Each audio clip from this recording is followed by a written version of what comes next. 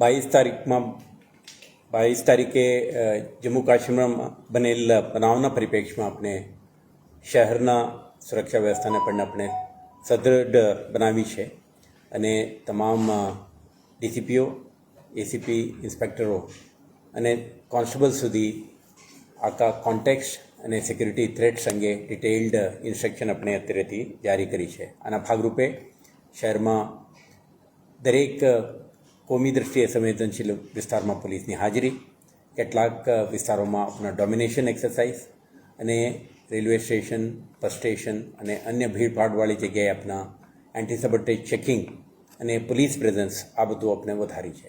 સાથે સાથે આપણે જે કંઈ વિસ્તારમાં કોઈ પણ પ્રકારની પ્રોટેસ્ટ કે ડેમોન્સ્ટ્રેશન વગેરે જે થઈ છે ગઈકાલે, આના અનુસંધાને પણ આપણે સતર્ક રહેવા માટે સ્પષ્ટ સૂચના અપાઈ ગયું છે. એટલે સમગ્ર શહેરમાં પોલીસ પ્રેઝન્સ, વિઝિબિલિટી અને કોઈ પણ અનિચ્છનીય બનાવ ન બને તે અંગે આપણે સ્ટ્રોંગ સિક્યુરિટી અરેન્જમેન્ટ આપણે અમલમાં મૂકી છે. સાથે સાથે અગાઉ જે કંઈ ઇસમો એન્ટી નેશનલ એક્ટિવિટી સાથે જોડાયેલા હતા કે આર્મ્સ એક્ટ, એક્સપ્લોઝિવ્સ એક્ટ વગેરે ગુનાઓમાં પણ આપણે જે અટક કરી છે એવા ઇસમોના પણ આપણે વેરઅબાઉટ્સ અને એન્ટિસિડન્ટ આપણે ચેક કરી રહ્યા છીએ, જેથી કરીને આવા તત્વો શહેરમાં સક્રિય ન બને અને કોઈ અનિચ્છનીય બનાવ ન બને તે માટે આપણે શહેર પોલીસ સતર્ક છે.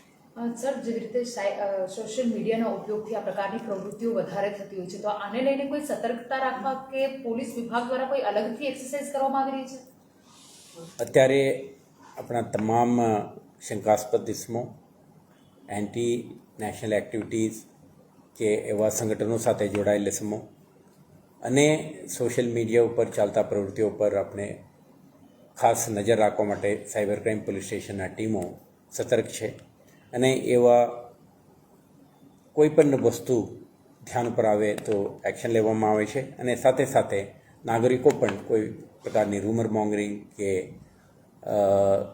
અનઓથેન્ટિકેટેડ ઇનપુટના આધારે કોઈ રિએક્ટ નહીં કરે એવો આપણે અનુરોધ પણ આપણે કરી છે.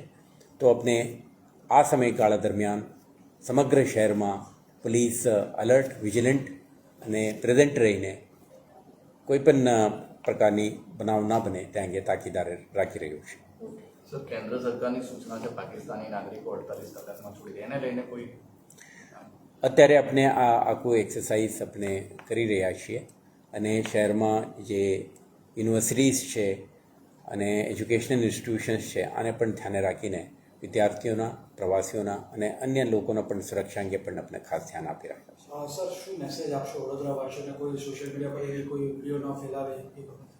પોલીસ સતર્ક છે, પ્રેઝન્ટ છે, વિજિલન્ટ છે અને શહેરમાં તમામ પ્રકારની સુરક્ષા વ્યવસ્થાને આપણે સ્ટેપઅપ કરી છે.